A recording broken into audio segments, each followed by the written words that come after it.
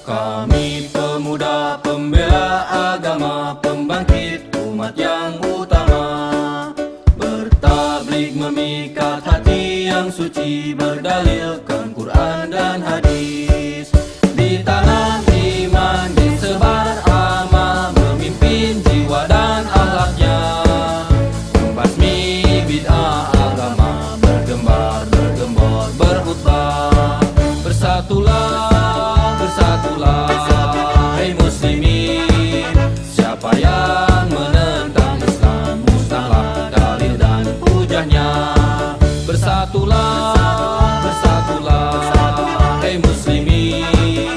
Siapa yang menentang Islam, musnahlah dalil dan hujahnya.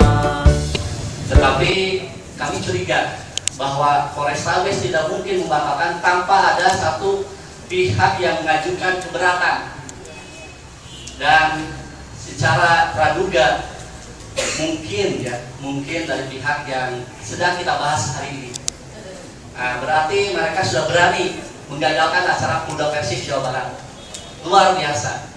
Nah, ini menjadi tantangan bagi kita bahwa mereka sudah melakukan manuver untuk menggagalkan acara seperti ini.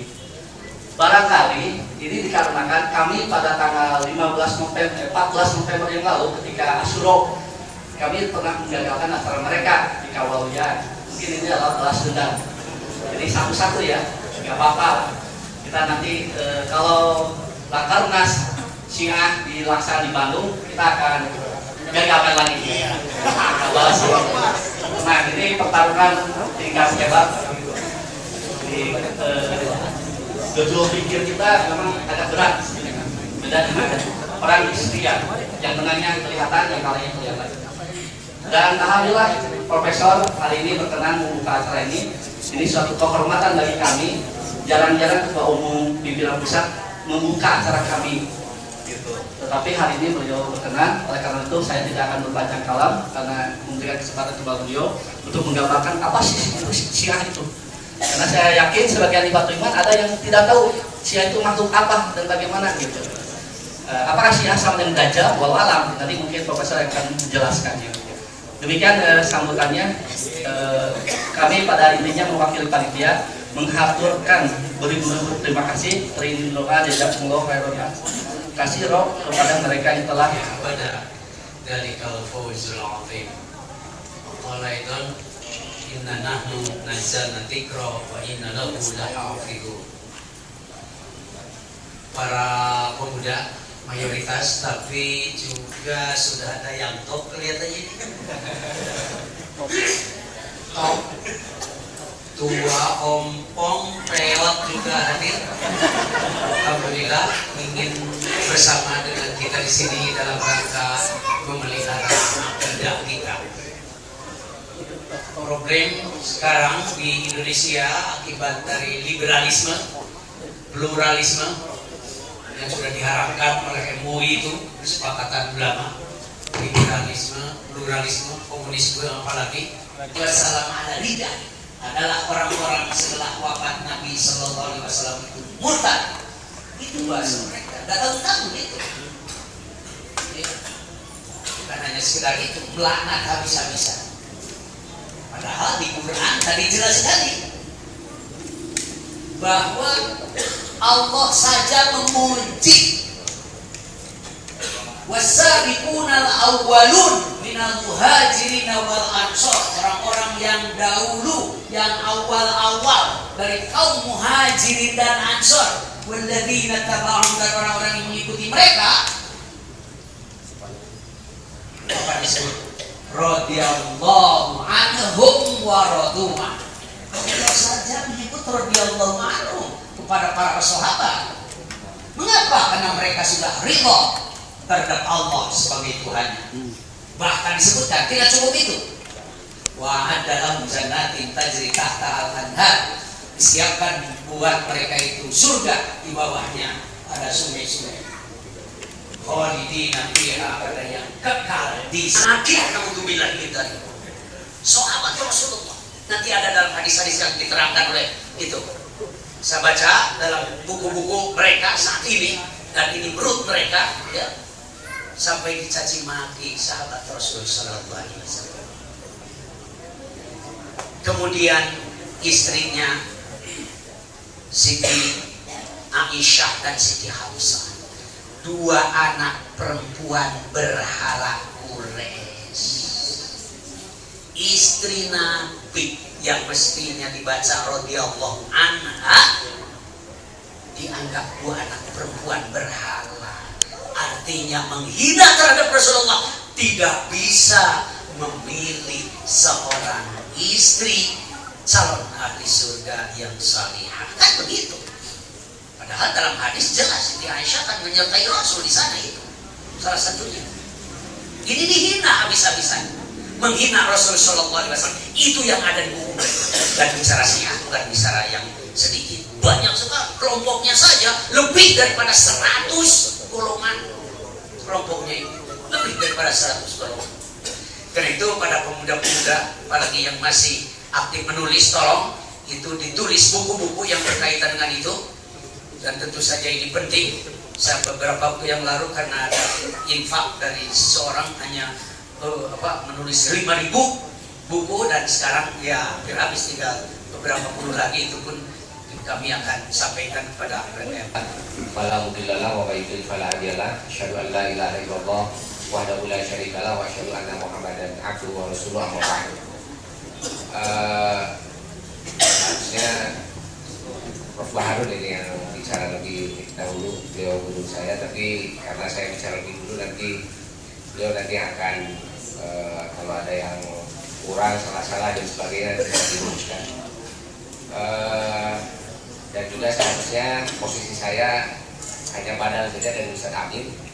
Ustaz Amin itu kemarin mengirim saya minggu yang lalu ada naskah buku judulnya Putih Itu Hitam, jadi menjawab buku yang ditulis oleh Abi. Abi ini salah satu ormas yang didirikan oleh jaringan Syiah di Indonesia. Abi itu singkatan dari Ahlul Bait Indonesia. Kalau di Bandung dulu dideklarasikan menjadi Ikatan Jamaah Ahlul Bait Indonesia. Di Jakarta dideklarasikan Abi. Dan ternyata selidik punya selidik ini marja taklidnya beda. Di Syiah itu setelah imam yang ke-12 tidak ada, nanti terjadi perbedaan pendapat tentang siapa yang harus menggantikan imam yang gaib. Tanya gaibnya ada gaib Sugro, dan setelah gaib Sugro itu gaib yang ini sudah tidak bisa lagi diharapkan datangnya, dan nanti menjadi keyakinan bahwa imam yang ke-12 ini akan datang di akhir zaman menjelang kiamat. Nah, ini yang disebut sebagai Imam Mahdi dalam keyakinan Syiah. Di kita juga ada hadis-hadis Bukhari yang menjelaskan tentang Imam Mahdi, tetapi kita tidak menyebut Imam Mahdi itu siapa. Tapi dalam keyakinan Syiah, Imam Mahdi itu adalah imam yang ke-12 itu, yang gaib, yang tidak ada. Nah, setelah imam yang ke-12 gaib, sekitar pada abad ke-4 Hijriah, itu ada abad ke-2 Hijriah, ada terjadi perbedaan pendapat di kalangan para ulama Syiah. Termasuk nanti terakhir di Iran itu ada konsep wilayatul faqih. Konsep wilayatul faqih ini dicetuskan oleh gurunya Khomeini dan nanti direalisasikan oleh Khomeini. Jadi wilayatul faqih ini adalah ulama faqih atau wali faqih yang menggantikan posisi imam. Nah, wali faqih ini menguasai atau menjadi penentu kebijakan beragama di dalam kepercayaan dan keyakinan orang-orang Syiah Ithna Asyariyah, tapi versinya Iran. Nah, jadi wali faqih pertama itu adalah Khomeini, dan wali faqih setelah Khomeini sekarang ini Ali Khamenei. Maka di Iran itu yang sangat menentukan dalam masalah politik atau apa saja, bahkan termasuk siapa yang harus jadi presiden, itu adalah wali faqih. Kalau ada presiden yang tidak disetujui oleh wali faqih, dia pasti tidak akan jadi presiden.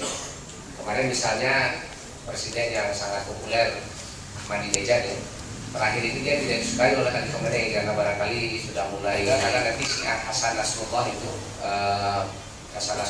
dia mendirikan satu gerakan namanya Hizbullah di Libanon ini. Ini didirikan oleh Khomeini tahun 82. Jadi di Libanon ada ulama yang cukup terkenal namanya Hasan Fadullah.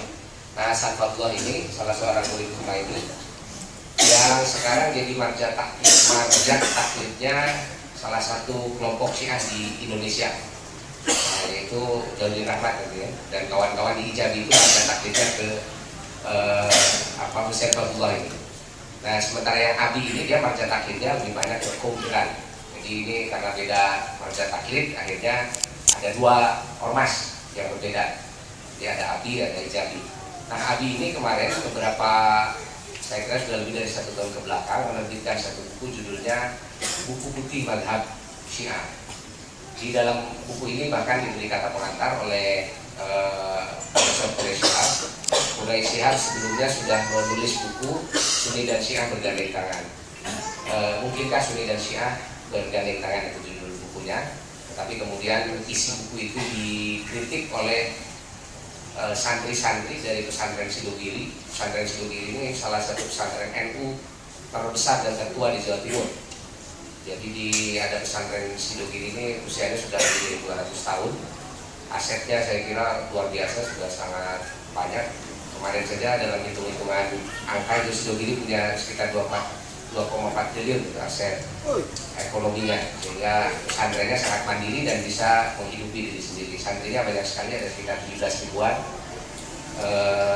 Nah, di pesantren ini tradisi melakukan kajian terhadap literatur Syiah itu sangat luar biasa. Dari dulu memang itu sudah sangat terkenal. Kalau santri dari Sidogiri ini pasti ahli dalam mengenai paham-paham Syiah itu. Nah, buku Quraish ini sudah dikritik, tentunya diterbitkan oleh pesantren Sidogiri. Cuma sekarang saya tidak melihat buku itu di pameran-pameran buku. Mungkin sudah mungkin tidak cetak ulang lagi atau bagaimana, saya kurang tahu. Tapi buku itu sangat baik, jadi meluruskan usaha Quraish Shihab yang ingin melakukan taklid. Taklid ini mendekatkan antara Sunni dan Syiah. Quraish Shihab ini memang salah seorang ulama Indonesia yang memiliki pandangan taklid. Taklid itu mendekatkan antara Sunni dengan Syiah. Ini terpengaruh oleh guru-gurunya. Gurunya ini Prof. Mustafa Shibai di Mesir, yang menggagas itu melakukan taklid antara Sunni dengan Syiah di Azhar. Tapi Prof. Mustafa Shibai terakhir dia malah mencabut pendapatnya ini, bahwa taklid itu agak tidak mungkin. Jejak Mustafa Shibai sebetulnya kemudian diikuti oleh Yusuf Qaradawi. Yusuf Qaradawi itu melakukan, ada beberapa tulisannya yang saya baca tahun 90-an di ceramah-ceramah Jumatnya, di wawancara televisi dan sebagainya yang sering dia upload. Nanti ada web qaradawi.net gitu, kalau mau tahu pandangan-pandangan Qaradawi ada di situ. Dia banyak mengkampanyekan tentang taklid antara Sunni dengan Syiah, karena Sunni dengan Syiah ini sama saja, Qurannya sama, Nabinya sama, kira-kira begitu. Karena Quran dan Nabinya sama, maka ya kita berdekatan saja. Sampai nanti Qaradawi mendirikan satu jaringan ulama di Indonesia, yaitu Forum Ulama. Ya kalau di Indonesia kan barangkali Majelis Ulama Islam Internasional.